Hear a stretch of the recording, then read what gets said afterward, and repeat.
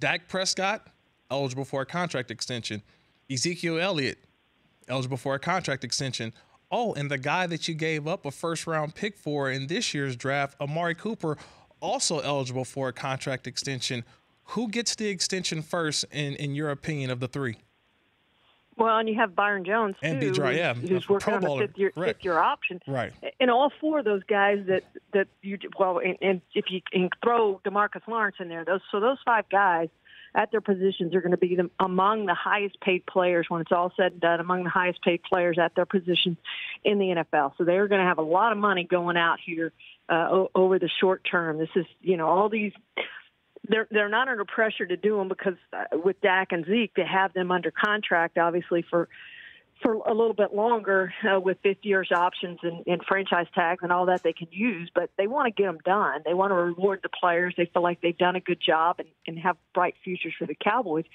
Dak's is going to be complicated, but I would think that would be the one they would focus on trying to get done second. I think Byron Jones is probably, if you just look at the timing of it, fifth-year option, they need to get his done, obviously, before the year's out, so they don't go into next year having to use the franchise tag on him. I think he's probably the most pressing, but I think they would like to get Dak Prescott's done first, and then the others kind of fall in line. But I'm sure they're working on all four of those, so all five of those, counting DeMarcus Lawrence, will be done first, hopefully, but working on all of those at the same time. But, they're all complicated. But I would say Dax is the most complicated to get done, and one I know that they would like to see done before the season starts.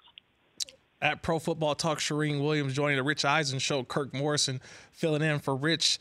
And you've mentioned it a couple times, the delicate, complicated process of signing Dak Prescott. What makes it so difficult? What makes that signing? Is it the number of years? Is it how they truly feel about him? Or is it with the numbers of what the starting quarterbacks are making in today's NFL? Does he fall in line with some of those numbers that we seem to think are, already pretty outrageous? Yeah, and I think that's exactly it. I think that's when you look at it and what he's done, it's like, where does he fit into that? Because you do have some quarterbacks up there who you think, okay, he's probably better than they are, but then, he hasn't done as much as Aaron Rodgers. He has Tom Brady, of course, has given the Patriots a discount, which has been very underappreciated probably outside of the Patriots organization for what he's given to that club to allow them to do things with the salary cap because his salary is so low.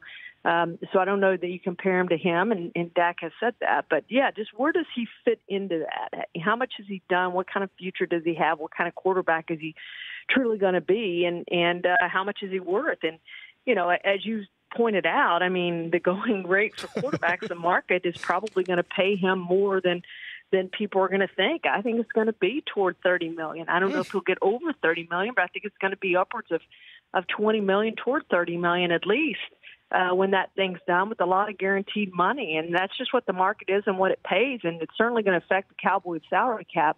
They've been in such good shape over the last couple of years with not having to pay a quarterback that big money, and now they're getting to pay.